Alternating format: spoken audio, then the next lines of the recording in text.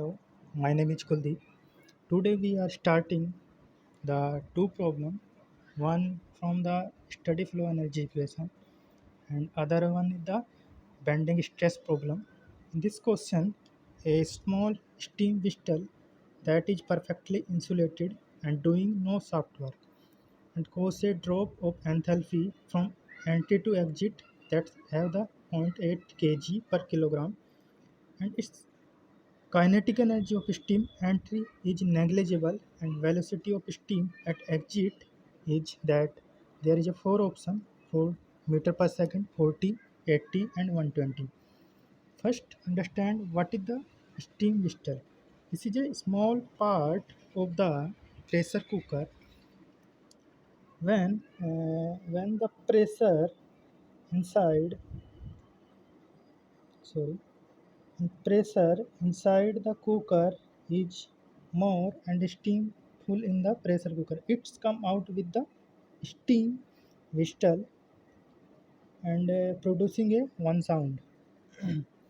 Here, let us suppose entry enthalpy is H1 and heat supplied Q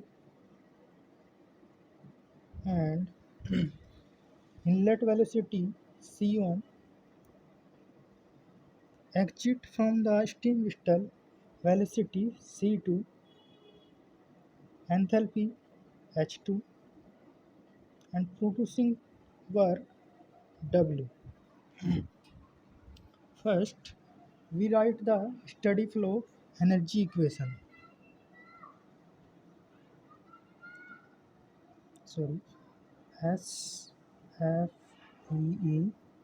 equation.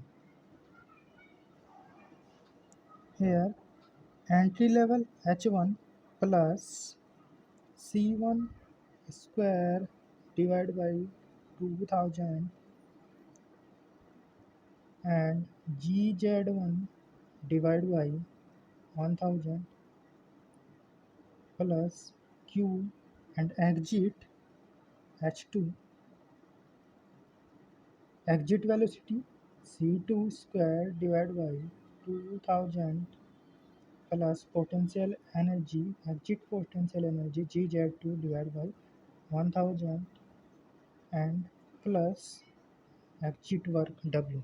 Here I am dividing the 1000 GZ1 and potential energy divided by 1000 because here the enthalpy in kilojoule per kilogram and balancing the unit, so dividing the 1000 kinetic energy and potential energy. In the given question, system is insulated, so Q equal to 0. Inlet velocity is negligible, so this is the kinetic energy part 0. And potential energy also 0 inlet and exit because both are same level. Exit work also 0. Given here we are given as H1 minus H2 enthalpy drop inlet to exit. That's is the 0.8 kg per kilogram. And this H1 minus H2 from the above equation, H1 minus H2 equal to C2 square divided by 2000. By solving this equation, 0.8 into 2000 under root equal to exit velocity C2.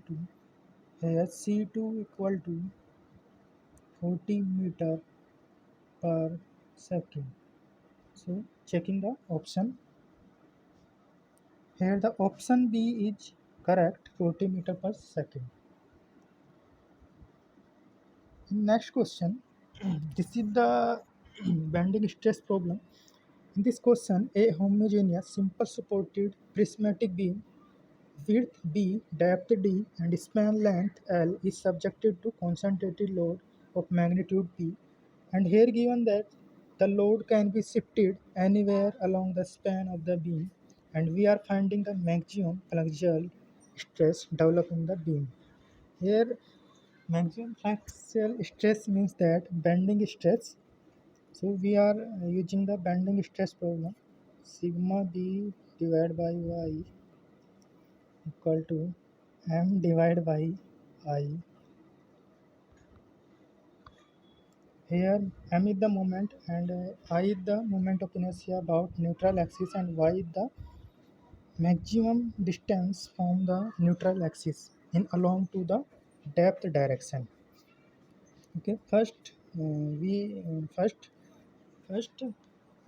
we are taking the point load anywhere of the span and finding the maximum bending stress.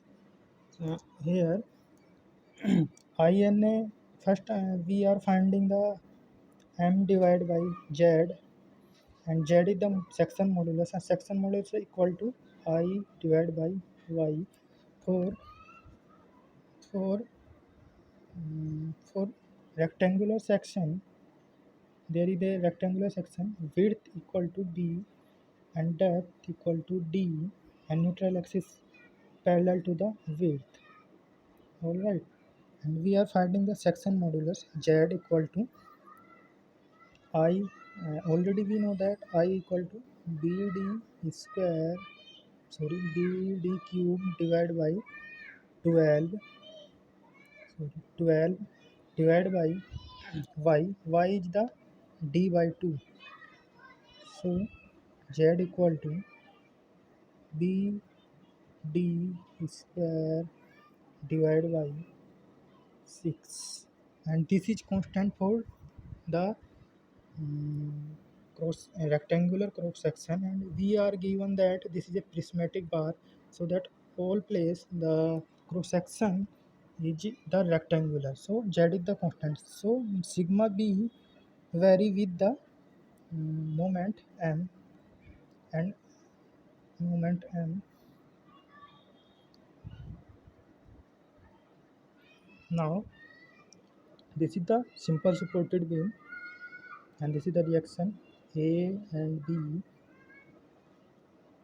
and we are shifting the load first on the center and try to finding out the m maximum. This is the p, and so reaction equal to a plus b equal to p, and this is the symmetric beam, so a and b equal to p by 2. Right.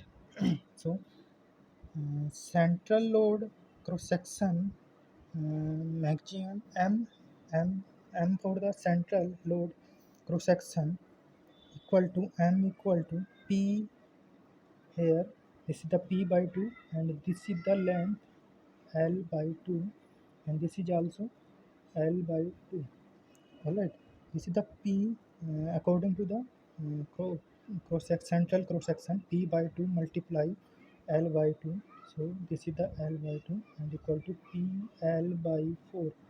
If we are shifting this load from anywhere except the central load, this m value, moment value is decreasing. So we are taking the central load of the span. Now now the sigma b equal to m divided by z. Sigma b max. Now sigma b the max, because m is the max at central load of the span, and z already we find out. So putting the value m, equal to p l divided by 4, and z already find out b d square divided by 6, and the value is sigma b max equal to 3 by 2 PL divided by B D square. Now checking the option, where the option. Now there is a option D is the correct for this question. Hope this answered is your questions. Thanking you.